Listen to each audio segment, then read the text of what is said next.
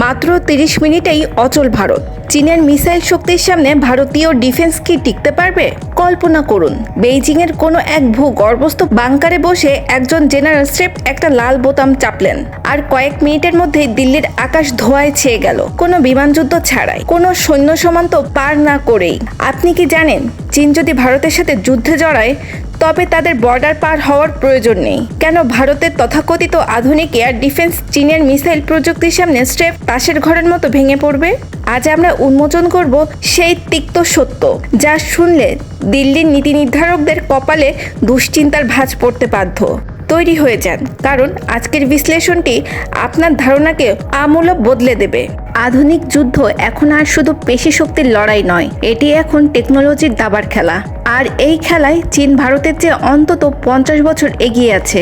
সত্যটা তেতো হলেও বাস্তব এটাই যে, ভারত যখন রাশিয়ার S-400 বা ইসরায়েলি বারাক মিসাইল নিয়ে বুক ফুলিয়ে ঘোরে, চীন তখন নিজের ঘরেই তৈরি করে ফেলেছে এমন সব হাইপারসোনিক দানব যা পৃথিবীর যে কোনো রাডারকে ফাঁকি দিতে সক্ষম। চীনের মিসাইল টেকনোলজি এখন এমন এক পর্যায়ে পৌঁছেছে যে ঘরে বসে রিমোট কন্ট্রোলে তা ভারতের প্রধান শহরগুলোকে ধ্বংসস্তূপে পরিণত করার ক্ষমতা রাখে।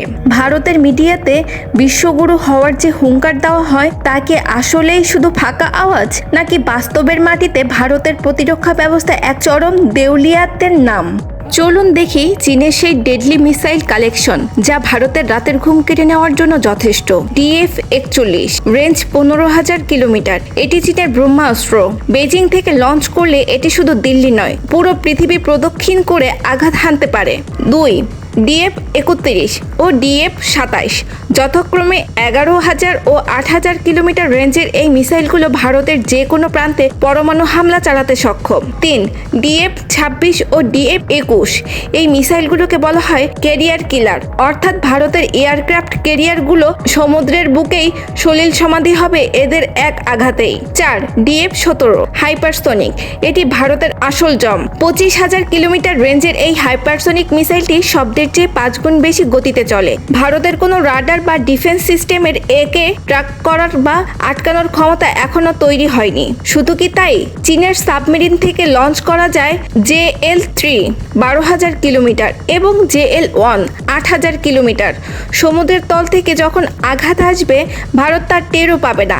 এছাড়া সমুদ্রপথে ভারত মহাসাগরে আধিপত্য বিস্তারের জন্য তাদের রয়েছে YJ-21 এবং YJ-18 এর মতো বিধ্বংসী অ্যান্টিশিপ মিসাইল। ভারতের তথাকথিত নৌশক্তি কি চীনের এই মিসাইল বৃষ্টির সামনে টিকতে পারবে? দিল্লির নীতি নির্ধারকরা প্রায় দাবি করেন যে তাদের হাতে আকাশ মিসাইল বা S-400 আছে, কিন্তু বাস্তবতা হলো চীনের মিসাইল স্যাচুরেশন অ্যাটাক বা এর সাথে শত শত মিসাইল ছোড়ার কৌশলের সামনে এই সিস্টেমগুলো স্রেফ খেলনা। চীন যখন তাদের হাইপারসোনিক DF-17 লঞ্চ করবে, তখন দিল্লির এয়ার ডিফেন্স সিস্টেমের রাডার ব্লিঙ্ক করার আগেই সব শেষ হয়ে যাবে। সত্যি বলতে, চীনের এই অ্যাডভান্স হাইপারসোনিক মিসাইলগুলো স্পিড এবং ম্যানুভারেবিলিটি ট্র্যাক করার প্রযুক্তি ভারতের কাছে নেই। ভারতের প্রতিরক্ষা ব্যবস্থা এখন মূলত আমদানি নির্ভর। অন্যদিকে চীন গত 3 দশকে তাদের মিসাইল ইন্টেলিজেন্সকে নিয়ে গেছে অন্য উচ্চতায়।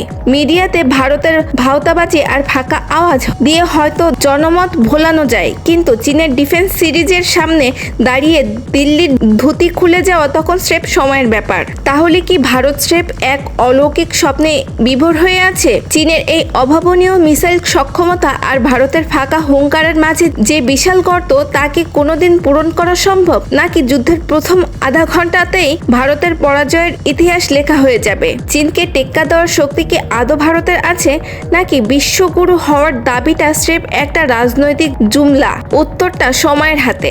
তবে চীনের মিসাইলগুলো কিন্তু স্ট্যান্ড বাই মোডে থাকে। আপনার কি মনে হয়, ভারত কি পারবে চীনের অগ্নিকাণ্ড থেকে নিজেকে বাঁচাতে? কমেন্টে আপনার মতামত জানান।